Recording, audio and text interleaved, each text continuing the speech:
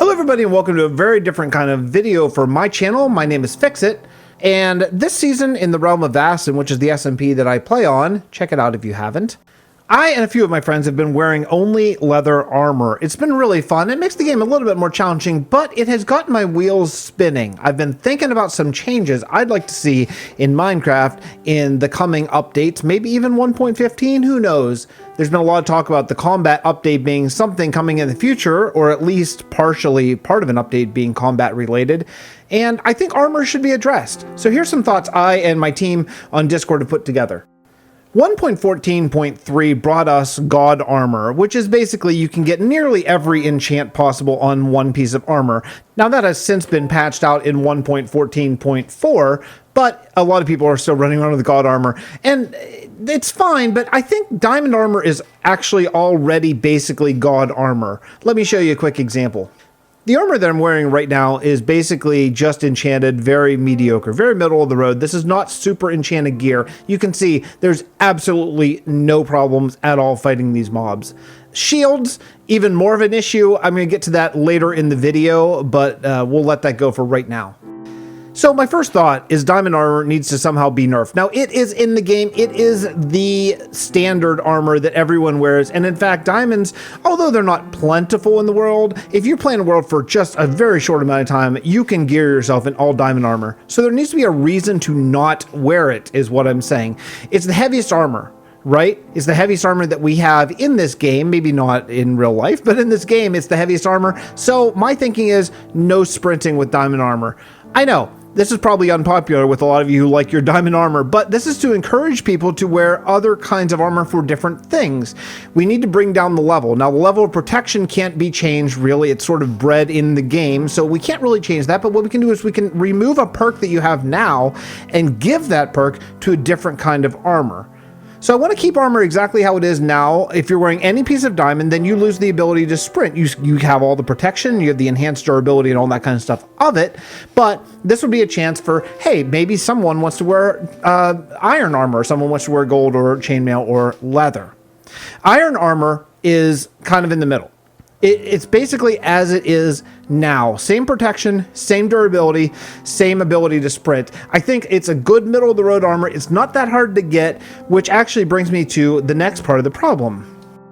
Iron armor is essentially starter gear armor. For the most part, when you start Minecraft, you can be completely in iron armor in minutes. And you can see that from UHCs. People in UHCs go down and can get iron armor very, very quickly, and they never ever get leather armor. In fact, leather armor actually takes longer to get in most cases than does iron armor. So why would you wear it? Well, this is the good stuff. This is what I want to add to the game instead of just take away. If you're wearing leather armor, you should have an enhanced ability, which is dodge. Leather is a lot more flexible, it's a lot bendier, you can move a lot faster, you should be able to dodge attacks. I don't know what percentage, maybe you can leave that in a comment down below. What percentage of dodge would you like to see added to leather armor? 20%? Let's go with 20 just for sake of argument for right now. The other enhanced ability, if you're wearing all leather, all 4 pieces of leather armor, is you get to sprint faster. So my thinking is regular sprint in iron armor, the same. Leather armor, you get to sprint with, like, say, speed 1 potion boost. I think it'd be a great addition to the game, and it would encourage people to actually wear leather or wear iron. I think that would be a huge change for the better in Minecraft. That finishes the main 3 armors, but there are 2 more. Chainmail is kind of a hybrid, right? It's kind of a hybrid in between iron and leather in different ways, right? So I think the hybrid perks should sort of go in between that as well. Now, you can't craft it, and it's kind of a pain to get, so let's give it the perks of iron. Let's give it its iron's protection and durability, but we'll give it a smaller chance to dodge. Like, say, if leather gets 20%, maybe chainmail gets 10% chance. So it's in between. It's a good chance. Now, chainmail's not going to get the extra sprint boost. I think that should be kept to only leather, because that should be a perk for that.